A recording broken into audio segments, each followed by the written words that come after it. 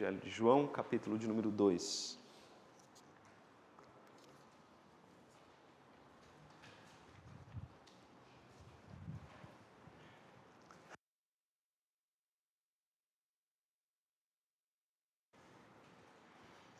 Pedir ao nosso irmão Cláudio que faça uma oração a Deus.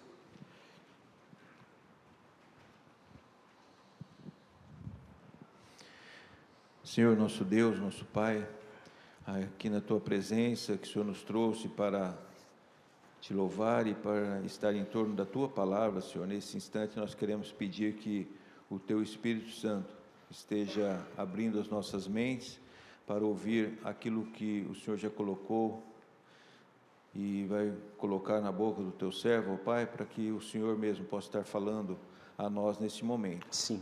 Traga, ó Pai, esclarecimento, tire dúvidas e traga novos ensinamentos, ó Pai, da Tua palavra, em torno do Senhor, da Tua palavra, aquilo que o Senhor tem para nos falar nesta manhã, ó Pai. Nós entregamos esse momento também nas Tuas mãos, para que o Senhor faça o Teu querer e o Teu agir agora em nós, através desta escola dominical, ó Pai. Em nome de Jesus, oramos agradecidos. Amém. Amém.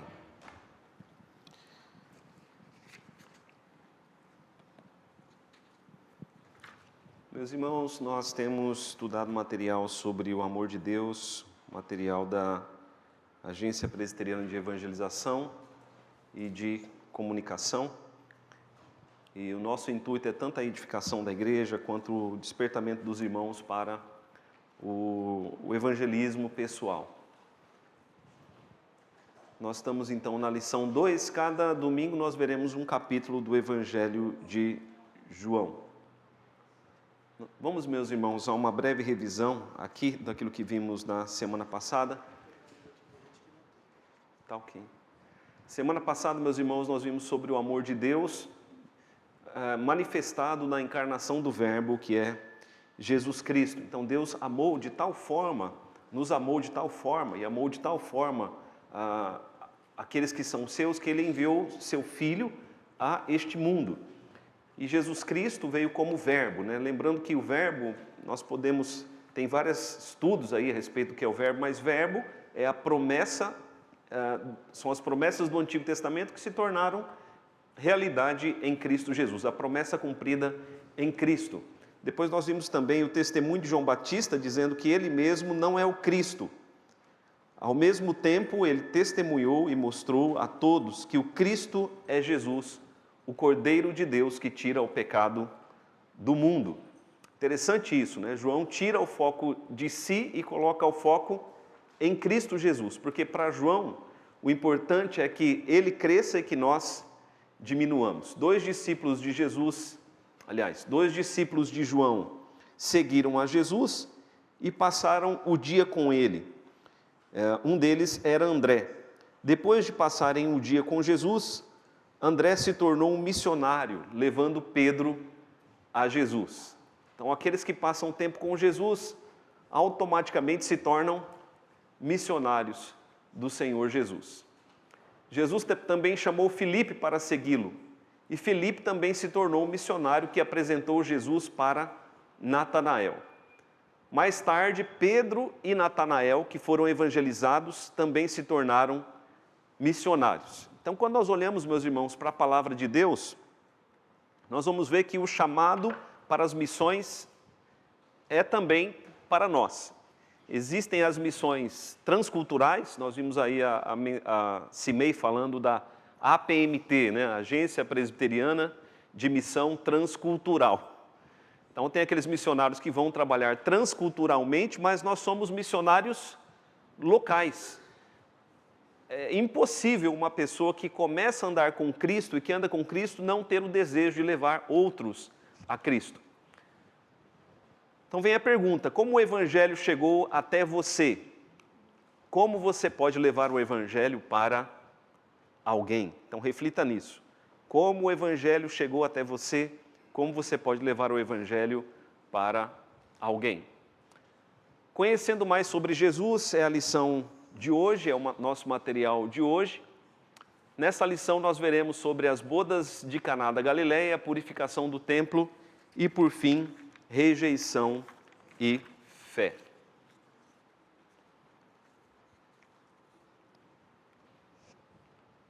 As bodas de Caná da Galileia. Vamos abrir lá, meus irmãos. Acredito que os irmãos já têm aí a Bíblia em mãos. Em João, Evangelho de João, capítulo de número 2. Nós vamos fazer a leitura do verso 1 até o verso de número 12. 3 dias depois, houve um casamento em Caná da Galileia, achando-se ali a mãe de Jesus. Jesus também foi convidado com os seus discípulos para o casamento. Tendo acabado o vinho, a mãe de Jesus lhe disse: eles não têm mais vinho. Mas Jesus lhe disse: mulher, que tenho eu contigo? Ainda não é chegada a minha hora. Então ela falou aos serventes: fazei tudo o que ele vos disser. Estavam ali 6 talhas de pedra que os judeus usavam para as purificações, e cada uma levava 2 ou 3 metretas. Jesus lhes disse: enchei de água as talhas, e eles as encheram totalmente. Então lhes determinou: tirai agora e levai ao mestre-sala. Eles o fizeram. Tendo o mestre-sala provado a água transformada em vinho, não sabendo de onde viera, se bem que o sabiam os serventes que haviam tirado a água, chamou o noivo e lhe disse: todos costumam pôr primeiro o bom vinho, e quando já beberam fartamente, servem o inferior. Tu, porém, guardaste o bom vinho até agora. Com este deu Jesus princípio a seus sinais em Caná da Galileia, manifestou a sua glória, e seus discípulos creram nele. Depois disso, desceu ele para Cafarnaum, com sua mãe, seus irmãos e seus discípulos, e ficaram ali não muitos dias. Então nós temos aí, meus irmãos, no Data Show, a imagem do que seriam as talhas de pedra. Elas estão ali na cidade da Galileia. Não sabemos se foram estas que Jesus usou, mas eram talhas como essas aí. Porque às vezes, em alguns desenhos a gente vê algumas talhas como sendo vasos de barro, Mas a própria Bíblia diz que foram talhas de pedra. Elas eram bem grandes e depois nós falaremos um pouco sobre elas. Ok, então vamos analisar o texto, procurar compreender o texto, porque nós precisamos compreender o Evangelho de João para levarmos esse Evangelho a outras pessoas. Lembrando sempre que a palavra Evangelho significa boa notícia, nós precisamos levar a boa notícia da salvação a todos. Nos versos 1 e 2, nós vemos os convidados para o casamento. A Bíblia não nos diz de quem era o casamento, não é mencionado no texto nem o nome do noivo, nem o nome da noiva, mas nos fala aqui a respeito de um casamento. 3 dias depois, houve um casamento em Caná da Galileia, uma pequena cidade da região ali da Galileia. Achando-se ali a mãe de Jesus. Jesus também foi convidado com os seus discípulos para o casamento. Então era um casamento, certamente de uma pessoa influente, de uma pessoa rica. Lembrando que naqueles dias os casamentos poderiam durar aí até uma semana. E quem foi convidado ali para o casamento? A mãe de Jesus, também Jesus e os seus discípulos. Então a mãe de Jesus foi convidada para o casamento. Não sabemos se o casamento ali era de um parente deles ou de um amigo deles. Mas o fato é que eles foram todos convidados, e o que é interessante no texto é que Jesus foi convidado com todos os seus discípulos para aquela festa, para aquele casamento. Do verso 3 até o verso de número 5, nós vemos que o vinho acabou e Maria interviu junto a Jesus. Tendo acabado o vinho, a mãe de Jesus lhe disse: eles não têm mais vinho. Lembrando, meus irmãos, que naquela época, naquela cultura, quando faltava alguma coisa na festa, isso era uma vergonha para aqueles que estavam promovendo a festa. Mas não só naquela época, Imagina hoje, você está lá dando uma festa e falta comida, ou falta ali a bebida. O que as pessoas vão fazer? Vão correr atrás de comida e bebida. Mas naqueles dias não era tão simples assim correr atrás do vinho. O vinho era encomendado antes, como era uma festa grande, era bastante vinho que tinha que ser servido, mas o vinho ali acabou. Maria ficou sabendo e Maria foi falar com Jesus: olha, eles não têm mais vinho. Nós não sabemos se Maria estava apenas passando uma informação a Cristo ou se ela estava, de fato, provando a Jesus como o Filho de Deus. Porque veja a resposta que Jesus dá no verso de número 4. Mas Jesus lhe disse: mulher, que tenho eu contigo? Ainda não é chegada a minha hora. Então, quando Jesus fala que ainda não é chegada a hora dele, não era o momento dele ser manifestado como o Cristo perante todas as pessoas, porque ele vai se mostrar como o Cristo aqui, tanto a Maria como aos demais discípulos dele. Lembrando, meus irmãos, um detalhe interessante, né? Muitos usam esse texto aqui para dizer que Maria ela é intercessora, ela é mediadora, mas esse texto ele não dá base para isso. Porque muitas pessoas foram muitas pessoas que pediram a Jesus coisas para outros, e ainda assim não são intercessores e mediadores. A Bíblia diz que há um só mediador entre os homens, que é Cristo Jesus, o Senhor. Ele é o único mediador entre Deus e os homens. Não há outro mediador entre Deus e os homens. E Maria também não fez nenhum milagre. Não há nenhum registro de milagres de Maria na Bíblia, nem nos evangelhos, nem nos escritos dos apóstolos.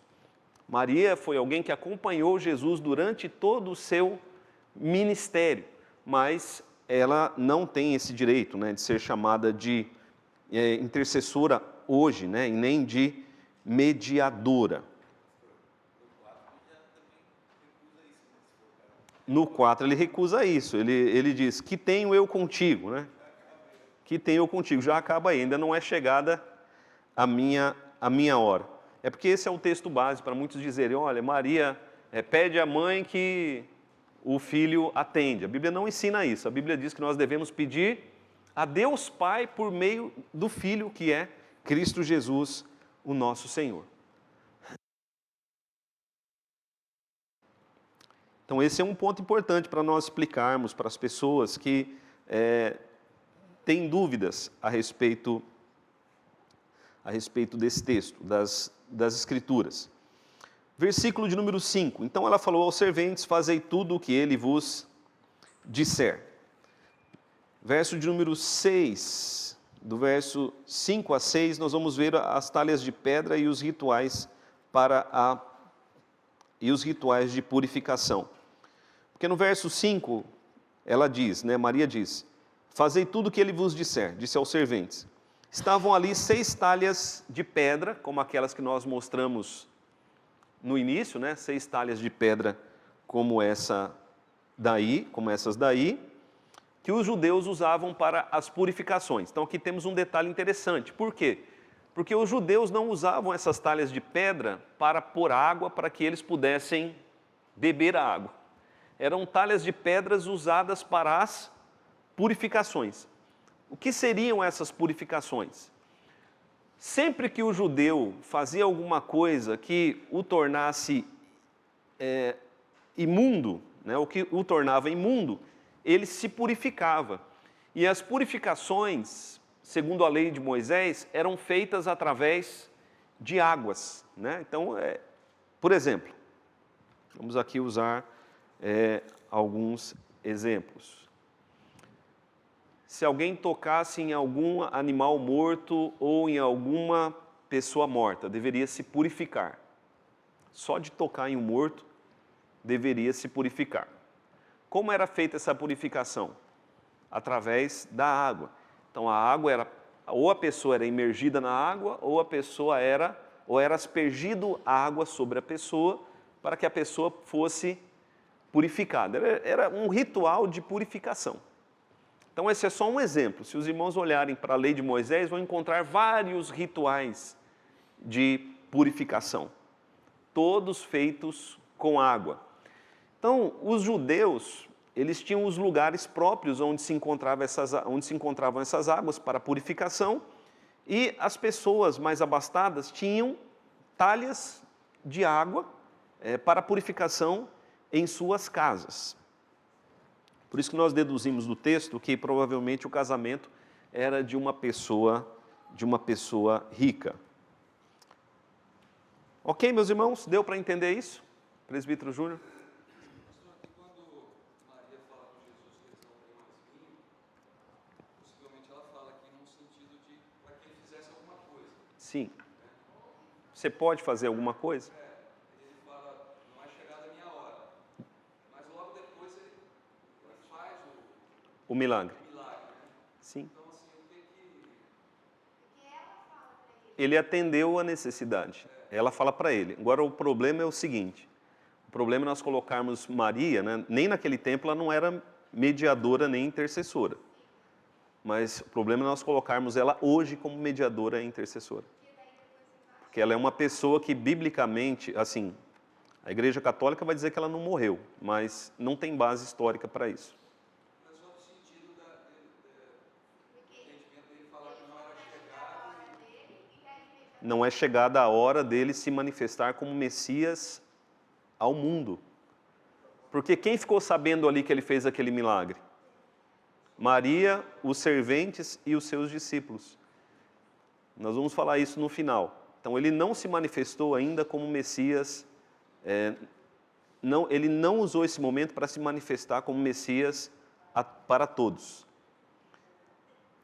Então, não era chegada a hora dele. Mas essa expressão não é chegada a minha hora, depois em outros textos vai ser usada. O Evangelho de João vai repetir essa expressão várias vezes. Essa hora é a hora da cruz mesmo. Mas aparece aqui nesse texto essa expressão, não é chegada a minha hora. Então veja ali, estavam ali 6 talhas de pedras que os judeus usavam para as purificações. No Novo Testamento, Jesus ele vai se tornar a nossa purificação. Por isso não precisamos mais nem de sacrifícios de animais e nem de talhas de pedra com águas. Se nós olharmos lá para 1 João,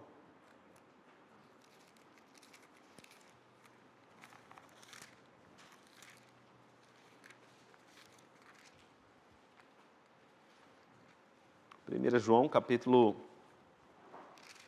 1, versículo de número 9. Quem achar pode ler bem alto.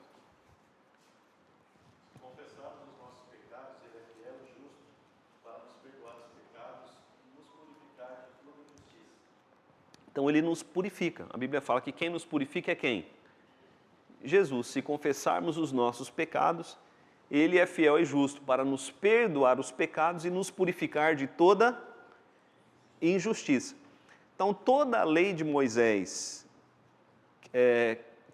toda a lei de Moisés de purificação, né, ela não serve mais para nós, porque a nossa purificação ela está não em talhas de pedra, mas a nossa purificação está agora em Cristo Jesus, o nosso Senhor. Então, olhando ali para o texto, veja ali o verso de número 6. As talhas de pedra levavam 2 ou 3 metretas. Não há, vamos dizer assim, não há unidade nos comentaristas sobre quanto de água havia em cada talha de pedra, mas provavelmente entre 45 e 60 litros de água. É bastante água que foi transformada em vinho. Era bastante vinho para o povo beber naquela festa, né? Porque olha o tamanho das talhas ali. São grandes. Eu estive nesse lugar aí, elas são desse tamanho aqui, ó. 45 a 60 litros, ou mais. Verso de número 7, Jesus diz: enchei de água as talhas. E eles as encheram totalmente. Então lhes determinou: tirai agora e levai ao mestre-sala. Eles o fizeram. É claro, meus irmãos, que eles não levaram, né, as talhas para o mestre-sala. Eles pegaram ali as jarras, encheram com aquela água que foi transformada em vinho e levaram ao mestre-sala para que ele pudesse provar, porque nada era servido sem antes o mestre-sala fazer prova. Verso de número 9. Tendo o mestre-sala provado a água transformada em vinho, não sabendo de onde viera, se bem que o sabiam os serventes que haviam tirado a água, chamou o noivo e lhe disse: todos costumam pôr primeiro o bom vinho, e quando já beberam fartamente, servem o inferior. Tu, porém, guardaste o bom vinho até agora. Então aqui eles levam ao mestre-sala e o mestre-sala ele fica impressionado, né? Ele fica impressionado, porque todos costumam pôr primeiro o bom vinho, quando já beberam fartamente serve o inferior. Tu, porém, guardaste o bom vinho até agora, porque a água que Jesus transformou em vinho, ali era um vinho muito bom, um vinho maravilhoso. Ok. E aí o verso de número 11 diz: com este deu Jesus princípio a seus sinais em Caná da Galileia, manifestou a sua glória, seus discípulos creram nele. Depois disso desceu para Cafarnaum com sua mãe e seus irmãos, seus discípulos ficaram ali. Então veja ali, meus irmãos, para a nossa reflexão, Jesus foi convidado com os seus discípulos, provavelmente os noivos não sabiam quem Jesus era. Em que sentido? Eles não sabiam que Jesus era o Filho de Deus, eles não sabiam que Jesus era o Messias. Então eles convidaram Jesus como sendo uma pessoa comum que vai para uma festa. Porque às vezes nós destacamos isso, né? É muito destacado em casamento. E os noivos convidaram Jesus. Eles convidaram Jesus, só que Jesus, até aquele momento, eles não sabiam quem Jesus era. A descrição de Jesus fez tudo em silêncio. Não recebeu nem agradecimentos, nem aplausos. Jesus fez tudo em silêncio. Ele não chamou, reúnam todos da festa aí que eu vou transformar água em vinho. Jesus não fez isso, ele fez tudo em silêncio.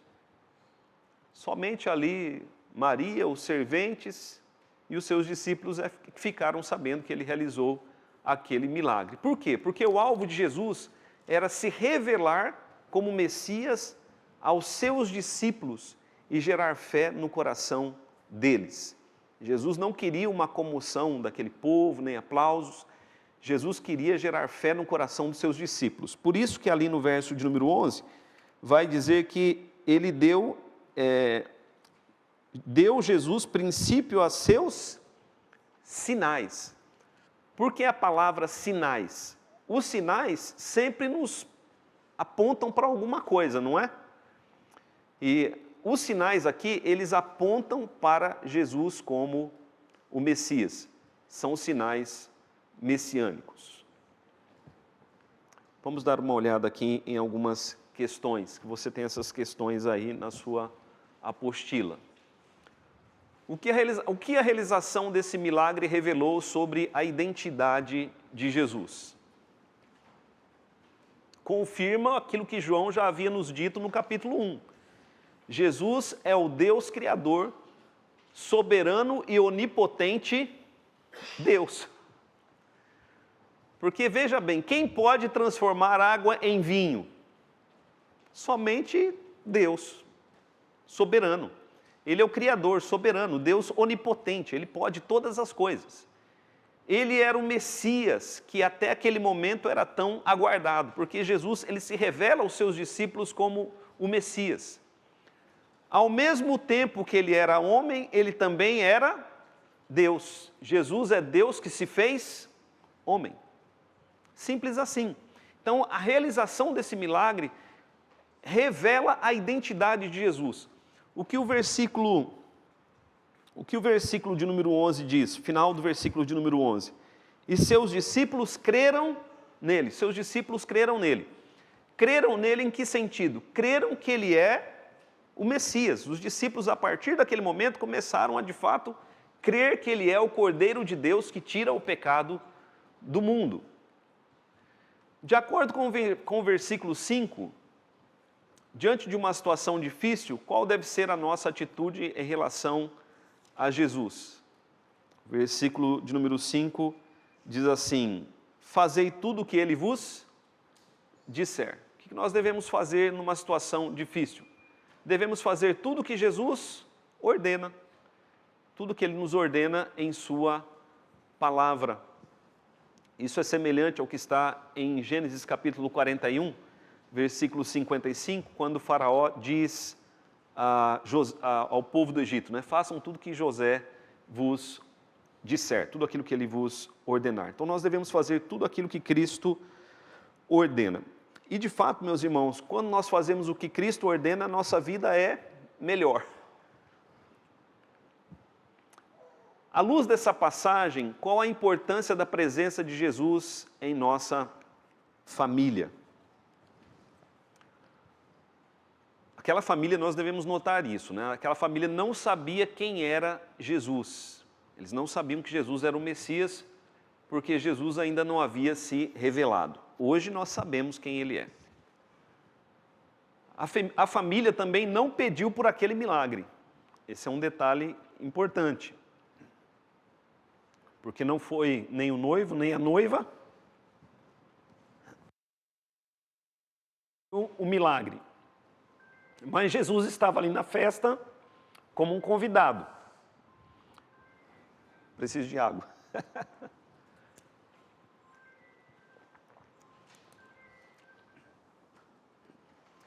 Então, algo que nós podemos deduzir é que a presença de Jesus em nossa família nos livra de sermos envergonhados.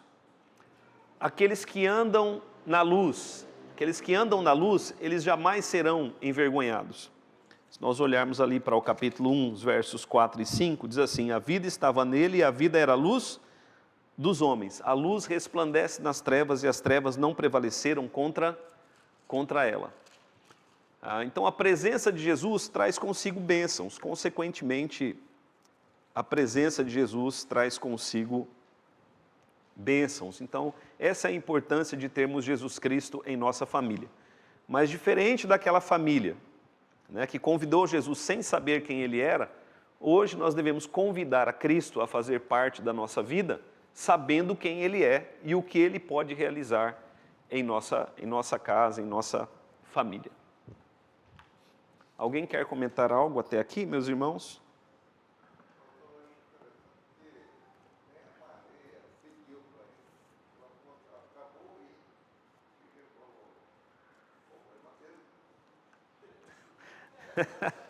Não foi bem assim, mas ela mostrou para ele um problema, né? Ela mostrou para ele um problema. E ele atendeu, ele atendeu aquele pedido, né? Realizando aquele milagre.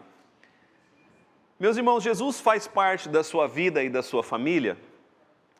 Jesus faz parte da sua vida e da sua família? Vamos ver lá João capítulo 1. Versículos 10 a 12.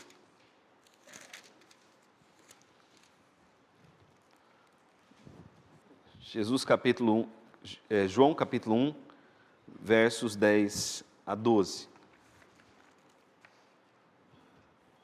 O Verbo estava no mundo, o Verbo foi feito por intermédio dele, mas o mundo não o conheceu.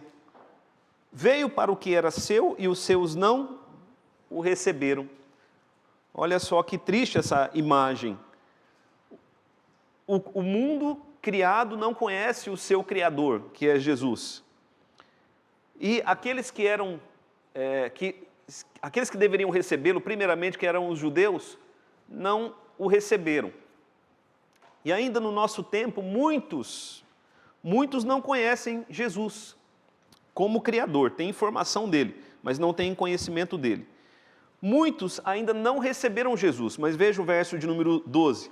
Mas a todos quantos o receberam, deu-lhes o poder de serem feitos filhos de Deus, a saber, aos que creem no seu nome. Então, qual a importância de Jesus na nossa família. Jesus faz parte da sua vida e da sua família, ele tem que fazer. Nós precisamos conhecer a Cristo. Conhecer, como temos dito aqui, não apenas de termos conhecimento dele, mas de termos experiência com ele na nossa vida. Nós precisamos conhecer a Jesus, precisamos recebê-lo. Porque, meus irmãos, somente recebendo a Cristo é que de fato seremos confirmados como filhos de Deus. Nós explicamos isso semana passada. Todos somos filhos no sentido de filhos criados por Deus, mas filhos espirituais de Deus, somente aqueles que têm Jesus como Senhor e Salvador. Agora veja lá Romanos capítulo 10. Romanos capítulo 10.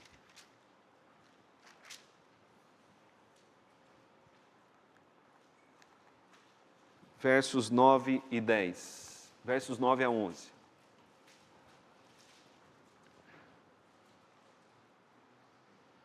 Romanos capítulo 10, versos 9, do verso 9 até o verso 11. Se com a tua boca confessares Jesus como Senhor, e em teu coração creres que Deus o ressuscitou dentre os mortos, serás salvo. Tá? Então aqui o apóstolo Paulo nos mostra como acontece a salvação. Se com a tua boca confessares Jesus como Senhor, e em teu coração creres que Deus o ressuscitou dentre os mortos, serás salvo, porque com a boca se crê para a justiça, porque com o coração se crê para a justiça, e com a boca se confessa a respeito da salvação. Porquanto a Escritura diz, todo aquele que nele crê não será confundido. Nós precisamos de Jesus em nossa família para termos a certeza da nossa salvação e também para não vivermos em confusão. Jesus, veja ali no slide, Jesus fará parte da nossa família quando o convidarmos. Por um lado, meus irmãos, a salvação vem pela soberania de Deus. Por outro lado, o Espírito Santo nos leva a clamarmos pela presença de Jesus e a recebermos Cristo em nossa vida. Contudo, devemos saber que a salvação não depende de um convite nosso, e sim de uma decisão de Cristo. Antes de fazermos o convite para Ele, Ele nos chamou e colocou em nossos corações o desejo de convidá-lo. É interessante isso, né? É Cristo quem coloca em nossos corações o desejo de convidá-lo. Veja lá Romanos capítulo 8. Romanos capítulo 8.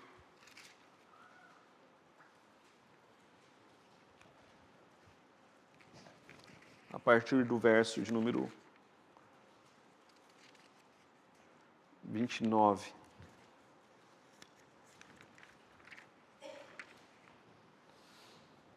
Coloquei ali a partir do verso 28, né? Sabemos que todas as coisas cooperam para o bem daqueles que amam a Deus, daqueles que são chamados segundo o seu propósito. Esse chamado de Deus é um chamado interno, é um chamado no coração.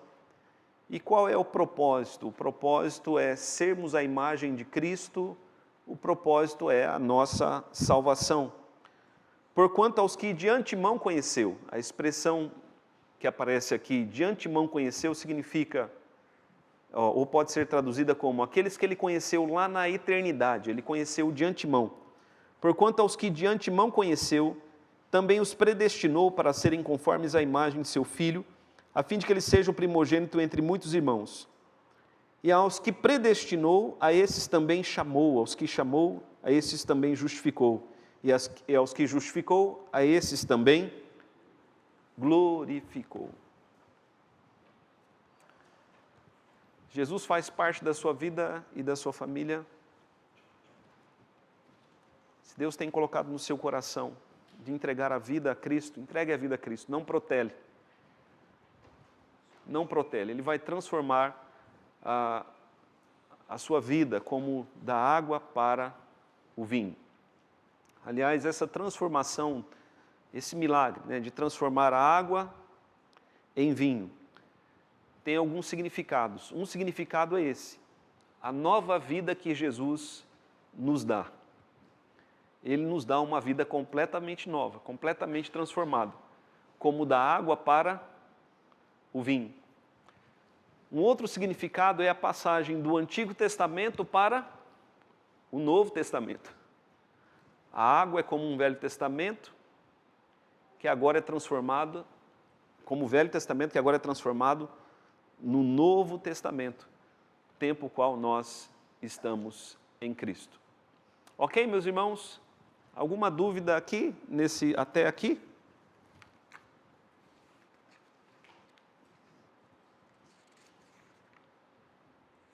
Nenhuma dúvida?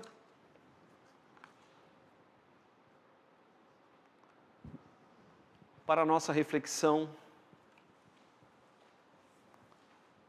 pensando nas festas que organizamos, pense em tudo que envolve uma festa. A comida, a bebida, as músicas, tudo que envolve uma festa, as roupas. Jesus poderia ser convidado? Ainda que ele fosse convidado, ele iria para a sua festa? A minha presença já estragou muitas festas, né?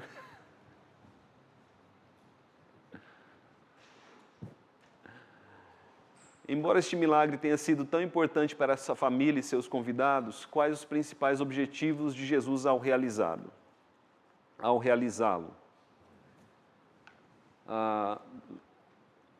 Releia com atenção o verso de número 11 e responda. Jesus tinha a intenção de levar os seus discípulos a crer nele. Esse era o objetivo desse milagre, que é chamado de sinal. Significado do milagre: Jesus abençoa aqueles que o recebem, Jesus transforma a vida da água para o vinho, Jesus purifica a nossa vida, as talhas, Jesus inicia um novo tempo, um novo testamento. Vamos para a purificação do templo. Capítulo 2, a partir do verso de número 13.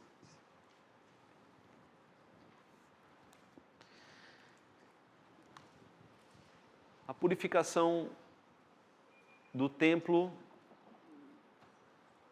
você tem aí no seu material, no segundo episódio, Jesus se dirige com sua mãe, seus irmãos e seus discípulos para Jerusalém, para a comemoração da festa da Páscoa, uma importante festa judaica. Ao chegar ao templo, Jesus encontrou um grupo de pessoas e as expulsou dali. Verso de número 13, a Páscoa dos judeus. Estando próxima a Páscoa dos judeus, subiu Jesus para Jerusalém. E aqui, meus irmãos, tem um detalhe importante, porque nós estamos chegando na Páscoa, no tempo da Páscoa. E nós cristãos comemoramos a Páscoa. Só que nós não celebramos a Páscoa dos judeus. No Novo Testamento, qual é a nossa Páscoa? A Santa Ceia. Todas as vezes que nós celebramos a Santa Ceia, nós estamos celebrando a Páscoa. A data Páscoa que os judeus celebram, nós não celebramos como eles celebraram. Até porque se fosse para celebrar a Páscoa mesmo acontece em que dia? Na sexta-feira. É na sexta-feira que morre o cordeiro. No domingo aconteceu o quê? A ressurreição. A Páscoa não aconteceu no domingo. No domingo aconteceu a ressurreição. E nós celebramos a ressurreição de Cristo Jesus. Então, estando próximo à Páscoa dos judeus, subiu Jesus para Jerusalém, até porque a Páscoa deveria ser celebrada ali por todos os judeus. Verso 14, e encontrou no templo os que vendiam bois, ovelhas e pombas e também os cambistas assentados. Naquele tempo, a Páscoa era celebrada com a morte de animais, especialmente cordeiros. Mas as pessoas pobres, elas também usavam ali pombas, porque não tinham dinheiro para o cordeiro. Então ele cita aqui bois, ovelhas e pombas. E também os cambistas assentados. Por que os cambistas? Porque havia naquela época a moeda própria do templo. Então o templo tinha sua moeda própria, que tinha ali o seu valor. Então as pessoas elas tinham que comprar a moeda do templo para poder comprar os animais. As pessoas poderiam levar os seus próprios animais, mas imagine, caminhar uma longa distância, às vezes semanas, dias e semanas, levando ali os animais. Então era mais fácil levar o dinheiro e comprar o animal lá em Jerusalém para o sacrifício. E depois tinha a seguinte situação: o sacerdote, ele examinava o animal que você apresentava. Então, se alguém apresentasse ali um animal, o sacerdote ia examinar o animal. E o sacerdote podia falar, não, esse animal não serve, mas o meu serve. Então, o sacerdote ali eles vendiam os animais já, vamos dizer assim, que foram inspecionados e que era certo que iriam servir para o sacrifício. Então Jesus fez uma espécie de chicote, verso de número 15. Tendo feito um azarrogue de cordas, uma espécie de chicote forte, né? Poderoso, expulsou todos do templo, bem como as ovelhas e os bois, derrubou pelo chão o dinheiro dos cambistas, virou as mesas e disse aos que vendiam as pombas, tirai daqui estas coisas, não façais da casa de meu pai casa de negócio. Então esses versos nos mostram que Jesus, ele era forte, ele era muito forte, e nós vemos um Jesus agindo aqui com ira, não com uma ira pecaminosa, mas com uma ira santa, com a ira de Deus mesmo. E ele expulsou todos do templo. E eu fico imaginando, né, como Jesus fez isso, porque ele era um só. E ali era muita gente. E ainda assim haviam os guardas do templo. Então Deus deve ter dado a Cristo uma força semelhante à força de Sansão, para que ele pudesse fazer isso sem que fosse preso ou confrontado, porque confrontado ele foi, mas preso ele não foi. E ele fez isso com muita autoridade. Então imagine, chegar uma pessoa aqui virando os bancos e... Tem muita gente aqui, nós vamos segurar o indivíduo. Depois vamos chamar a polícia. Então imagine que naquele tempo o local era policiado e haviam muitos homens ali, mas mesmo assim Jesus fez isso, ele fez com muita força. O texto diz ali, veja ali o verso de número 15, expulsou todos, ele colocou todo mundo para fora. As ovelhas, os bois, derrubou pelo chão o dinheiro dos cambistas, virou as mesas. Meus irmãos, o local não era pequeno como esse aqui. Era um local bem grande, imenso, era imensa a área do templo. Então Jesus, ele agiu ali com muita força, Deus deu a ele muita força. E disse aos que vendiam as pombas, tirai daqui essas coisas, não façais da casa de meu pai casa de negócio. Esse negócio, ele era lícito, mas não nessa área, porque eles estavam usando todo o espaço do templo, até o espaço, vamos dizer assim, dedicado à oração, para o comércio de animais. E nisso eles estavam pecando. Lembraram-se os seus discípulos de que está escrito, o zelo da tua casa me consumirá. Vamos abrir, meus irmãos, lá em Salmo 69, verso 9.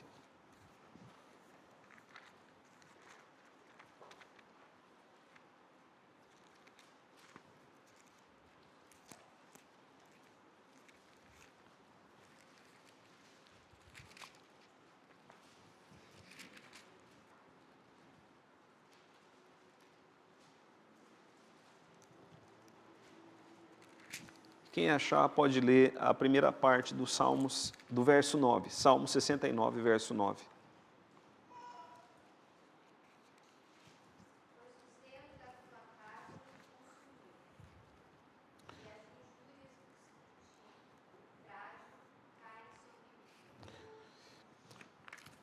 Quando o texto diz ali, o verso de número 17, lembraram-se os seus discípulos de que está escrito, o zelo da tua casa me consumirá. Qual foi a relação que eles fizeram? A relação que eles fizeram foi com o Messias. O Messias vai purificar o templo. Jesus está purificando o templo. Jesus é o Messias. Então, o fato de Jesus trazer purificação para o templo mostrava o quê? Que ele era o Messias, era um sinal messiânico aos seus discípulos. E logo em seguida, o interessante é que os judeus pedem um sinal. Veja ali a partir do verso de número 18. Perguntaram-lhe, pois, os judeus, que sinal nos mostras para fazeres estas coisas? Jesus lhes respondeu, destruí este santuário e em 3 dias o reconstruirei. Replicaram os judeus, em 46 anos foi edificado este santuário e tu em 3 dias o levantarás? Ele, porém, se referia ao santuário do seu corpo. Quando, pois, Jesus ressuscitou dentre os mortos, lembraram-se os seus discípulos de que ele dissera isso, e creram na Escritura e na palavra de Jesus. Interessante que os judeus pediram um sinal, Jesus poderia ter feito o quê? Vou mostrar aqui milagres para vocês.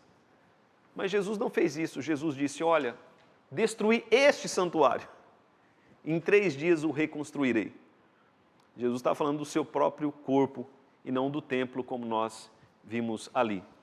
Um dos sinais do Messias seria a sua ressurreição ao 3º dia. Rejeição e fé, versos 23 a 25. Estando ele em Jerusalém durante a festa da Páscoa, muitos, vendo os sinais que ele fazia, creram no seu nome. Mas o próprio Jesus não se confiava a eles, porque os conhecia a todos, e não precisava que alguém lhe desse testemunho a respeito do homem, porque ele mesmo sabia o que era a natureza humana. Lembrando que João, quando usa essa expressão sinais, isso precisa ser bastante enfatizado, ele procura mostrar que os sinais eram fatos, milagres ou não, mas que apontavam para Jesus como o Messias. Muitos creram, muitos rejeitaram, mas e você? Você crê? Alguém pode ler João 3,16?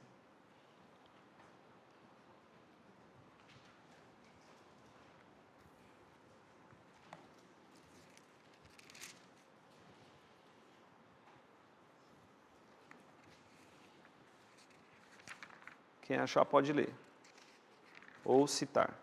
Porque Deus amou ao mundo de tal maneira que deu seu Filho unigênito, para que todo o que nele crê não pereça, mas tenha a vida eterna. O Filho nos foi dado, meus irmãos, para que creiamos nele.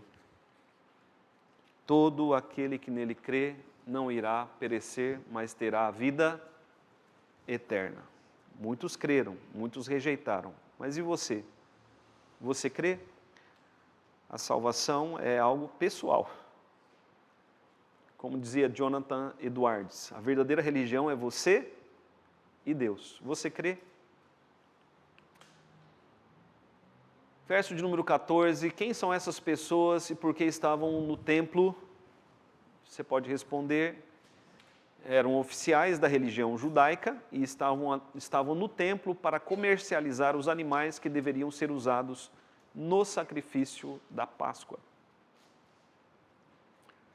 Por que razão Jesus os expulsou do templo? Estavam fazendo da casa de Deus um comércio. O zelo de Deus em Jesus o levou a tal atitude.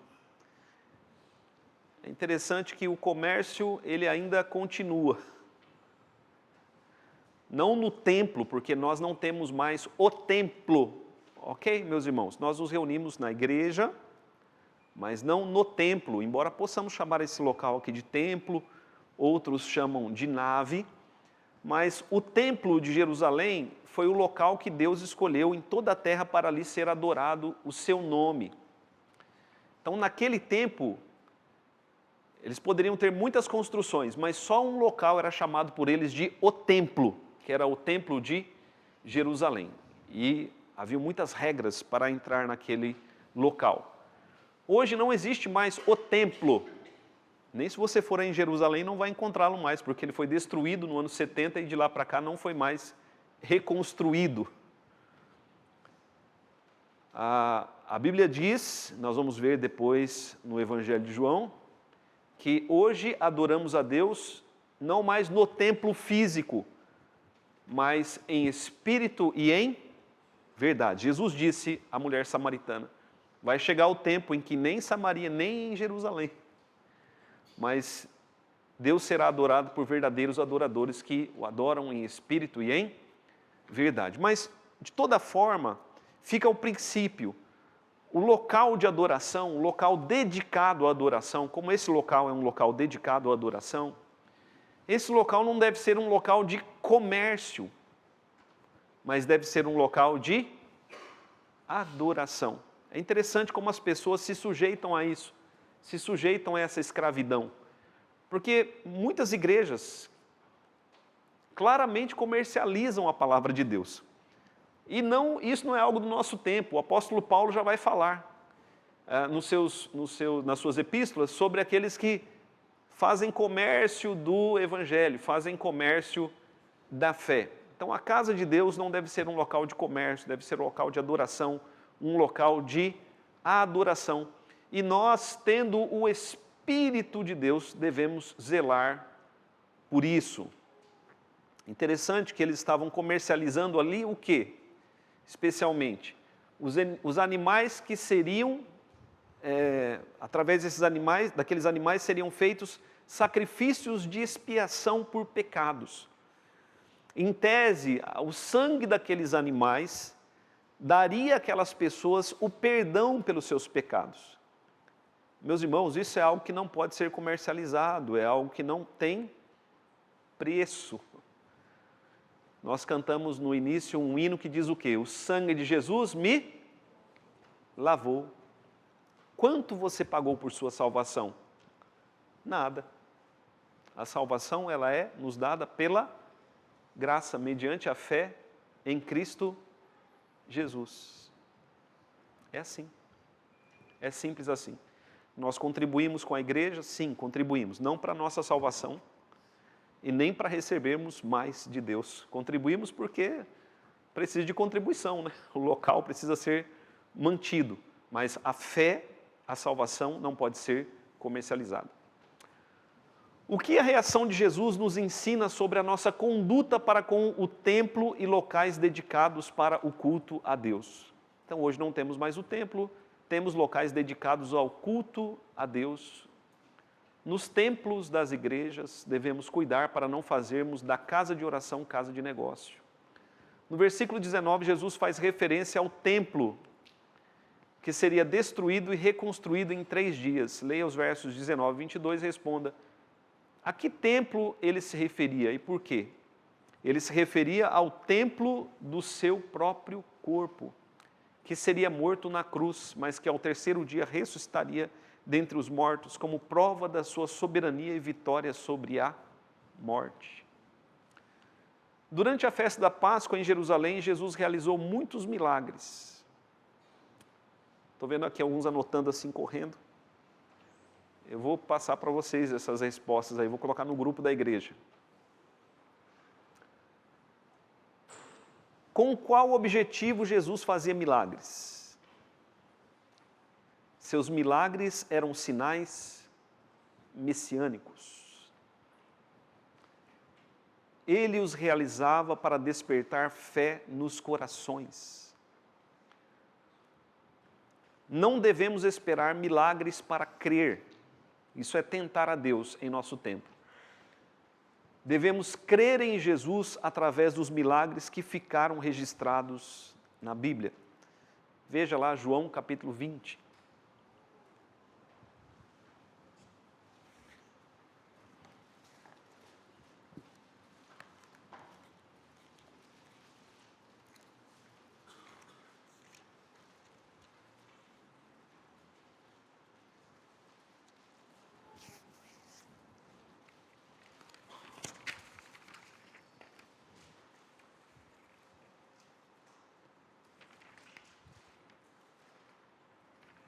João capítulo 20, versos 30 e 31. Quem achar pode ler bem alto. Na verdade, fez Jesus diante dos discípulos muitos outros sinais que não estão escritos neste livro. Estes, porém, foram registrados para que creiais que Jesus é o Cristo, o Filho de Deus, e para que, crendo, tenhais vida em seu nome. Com isso, meus irmãos, João quer dizer o quê? Todo o necessário para crermos em Cristo já nos foi dado. Então, todos os milagres de Jesus, todos os milagres que estão na Bíblia registrados, eles já nos dão provas de que Jesus é o Filho de Deus, de que Ele é o Messias, Ele é o Salvador. Amém, igreja? Então, nós não precisamos mais de sinais messiânicos. Todos os sinais messiânicos já nos foram dados para que, lendo esses milagres, ouvindo a respeito desses milagres, creiamos que Jesus ele é o Filho de Deus, o Salvador do mundo. Então, se alguém diz assim, olha, só vou crer em Deus se Ele fizer um milagre para que eu veja, vai receber a resposta de Jesus dada aos judeus, ali no templo. Que sinais nos mostras para fazer essas coisas? Jesus disse o quê? O sinal é esse. Eu vou morrer e ao terceiro dia vou ressuscitar. E esse sinal, ele já nos foi dado. Alguém pode dizer assim, mas pastor, Deus não faz milagres hoje? Faz, Deus faz milagres hoje. Se você orar, Deus pode atender a sua oração e realizar um milagre em sua vida. Deus, Ele faz milagres hoje. Mas para crer que Jesus é o Messias, basta as Escrituras. Amém, meus irmãos? Deus age pelo Espírito por meio das Escrituras. Você crê em Jesus de todo o coração? Como evidencia essa fé? Aí eu coloquei uma resposta pessoal, uma resposta minha, né? Sim, creio em Jesus de todo o coração. Evidencio essa fé pela transformação que Ele dia a dia vem realizando em minha vida, como da água para o vinho. Essa fé é real, a evidencio no andar com Jesus e no desejo ardente do coração de compartilhar com todas as criaturas, com todas as pessoas que Ele nos ama e veio até nós para revelar o Pai e nos trazer nova vida. Aí você pode dar a sua resposta. Você crê em Jesus de todo o seu coração? Como você evidencia a verdadeira fé em sua vida? Vamos orar, meus irmãos.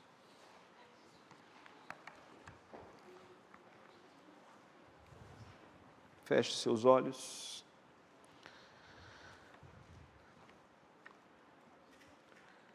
Pensando no primeiro texto,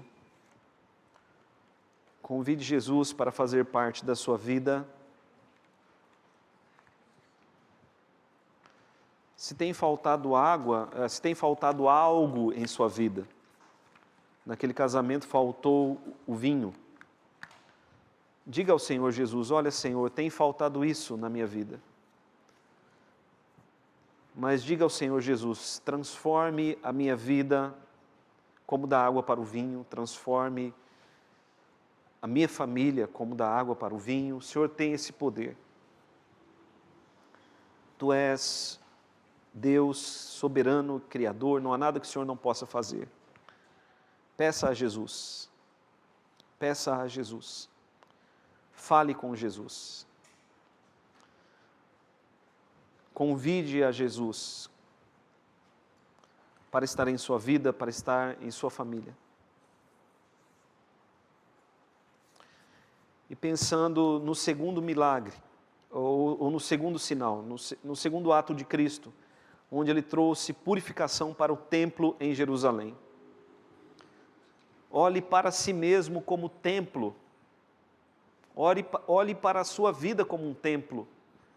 porque a Bíblia diz que nós somos hoje, no Novo Testamento, templo do Senhor, templo do Espírito Santo. E diga ao Senhor Jesus: purifica a minha vida como um templo, ó Senhor, para Ti, para a Tua glória. Senhor nosso Deus, colocamos diante de Ti as nossas vidas e Te louvamos por Jesus, nosso Senhor. Senhor Jesus, visite a minha vida, a vida dos meus irmãos, completa aquilo que precisa ser completado em nós. Preencha as nossas vidas, ó Senhor Jesus, transforme as nossas vidas como que da água para o vinho. Que nós possamos provar o melhor do Senhor, assim como o mestre Sala provou aquele vinho e disse: olha, o bom vinho é servido primeiro, e depois é que vem o melhor, mas agora você serviu o melhor por último. Pai amado, que nós possamos provar o Teu melhor nas nossas vidas, para a honra e para a glória do Teu nome, nas nossas vidas e nas nossas famílias, que venhamos a provar o Teu melhor.